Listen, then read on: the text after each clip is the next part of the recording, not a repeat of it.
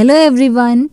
इससे पहले वाले पार्ट में हमने ये देखा था कि कैसे पूरा यूरोप अलग अलग ग्रुप्स में डिवाइडेड था और उन्हीं ग्रुप के बीच में से एक नई मिडिल क्लास जन्म लेती है।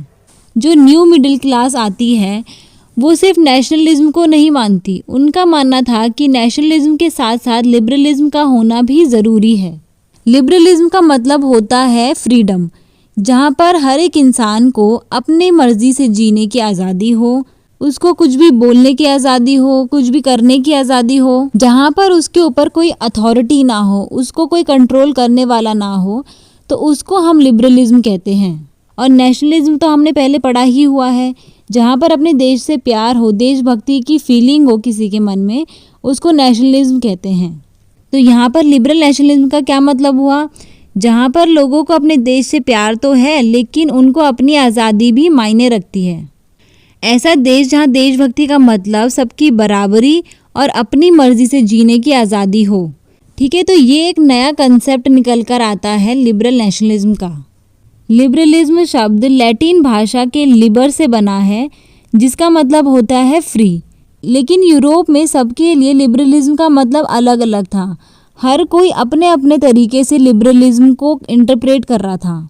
जैसे न्यू मिडिल क्लास के लिए लिबरलिज्म का मतलब था हर एक इंडिविजुअल, हर एक पर्सन की आज़ादी और कानून के सामने सबके लिए समानता। तो ये न्यू मिडिल क्लास की डेफिनेशन थी लिबरलिज्म की। लेकिन अगर हम पॉलिटिकली जाएं, राजनीति में देखें, तो वहाँ पर लिबरलिज्म का मतलब था सबकी सहमति से सरकार बनना। कंसेंट का मतलब होता है सहमति, मतलब कि सबकी मर्जी से सरकार बने, हर किसी का पार्टिसिपेशन हो सरकार बनाने में।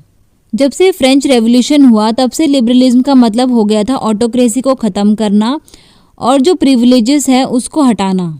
एंड ऑफ ऑटोक्रेसी का मतलब था जो कुछ अमीर लोग शासन कर रहे थे, जिनके पास पावर थी, उसको हटा दिया जाए और ऐसे ही कुछ लोगों को जो फ़ायदे मिले हुए थे जो कि सही नहीं थे, उनको भी वापस ले लिया जाए।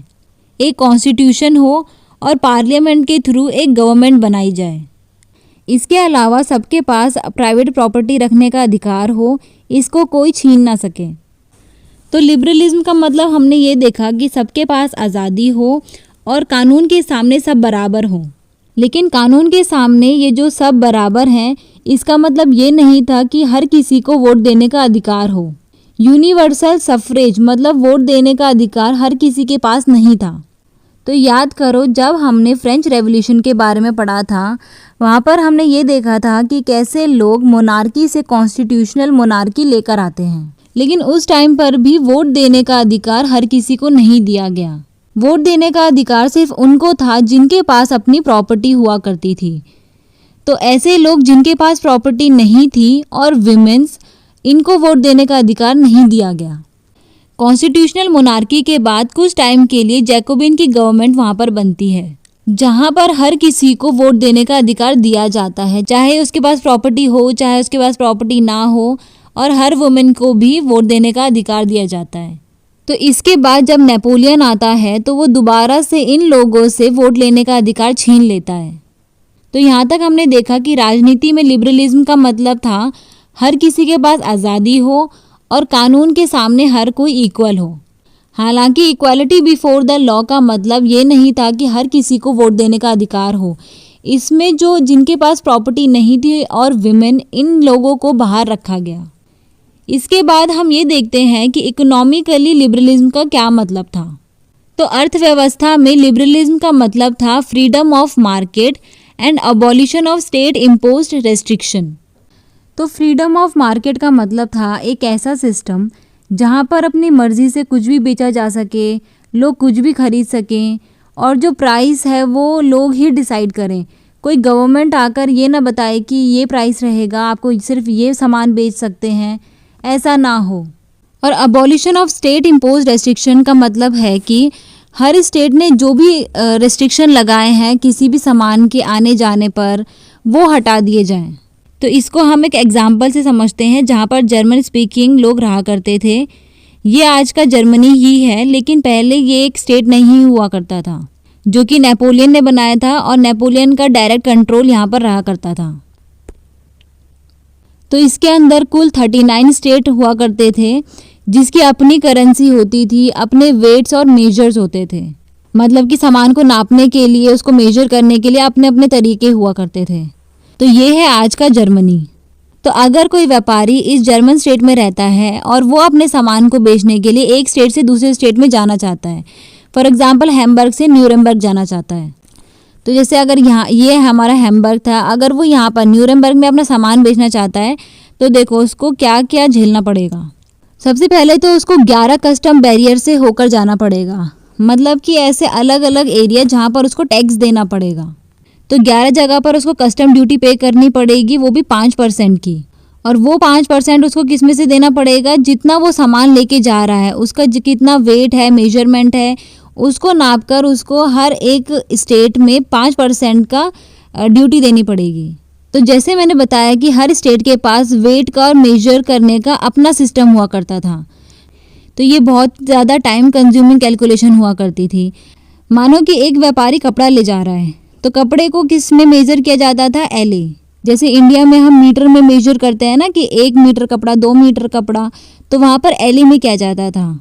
जैसे इंडिया में 1 मीटर कपड़े का मतलब है 100 सेंटीमीटर। तो जो जर्मन के स्टेट थे वहाँ पर ये जो सेंटीमीटर का मेजरमेंट है ये अलग अलग हो जाएगा। जैसे फ्रैंकफर्ट में एक LA का मतलब होगा 54.7 सेंटीमीटर, तो मेंस में वो हो जाएगा 55.1 सेंटीमीटर। और न्यूरेमबर्ग में एक LA का मतलब होगा 65.6 सेंटीमीटर और फ्रेबर्ग में एक LA का मतलब होगा 53.5 सेंटीमीटर। तो अब जो व्यापारी है अगर वो इन स्टेट से होकर जा रहा है तो उसको इसके हिसाब से 5% का टैक्स देना पड़ेगा। तो पहले वो इसको कैलकुलेट करेगा और 5% का टैक्स देगा, फिर इसको कैलकुलेट करेगा, फिर इसको कैलकुलेट करेगा। और ऐसा नहीं है कि हर कहीं पर उसको एक ही करेंसी देनी पड़े, अलग अलग स्टेट में जाते ही करेंसी भी चेंज हो जाएगी। तो व्यापारियों के लिए बहुत ज़्यादा बर्डन वाली चीज़ थी। उनको इतनी सारी करेंसी अपने साथ लेके जानी पड़ती थी और हर कहीं पर उनको अलग अलग कैलकुलेशन करना पड़ता था। तो इसी प्रॉब्लम को देखते हुए ये जो प्रशिया है, प्रशिया ये वाला इलाका हुआ करता था जो कि जर्मन कॉन्फेडरेशन के अंदर ही आता था। तो प्रशिया 1834 में कस्टम यूनियन बनाता है, मतलब कि ग्रुप बनाता है जिसको जोल्वरिन भी कहा जाता था, जिसको बाद में कई सारे जर्मन स्टेट ने ज्वाइन कर लिया था। इसमें कई सारे चेंजेस किए गए। जो सबसे इम्पोर्टेंट चेंजेस थे वो थे कि सबसे पहले तो जो इतनी सारी करेंसीज थी 30 करेंसीज को हटाकर 2 करेंसी कर दिया गया। और ये जो लोगों को अलग अलग जगह पर टैक्स देना पड़ता था, ड्यूटी देनी पड़ती थी, उसको भी अबॉलिश कर दिया गया। अब सबको सिर्फ एक जगह पर ही टैक्स देना पड़ेगा। इसके साथ साथ रेलवे आने से भी काफ़ी ज़्यादा हेल्प मिली।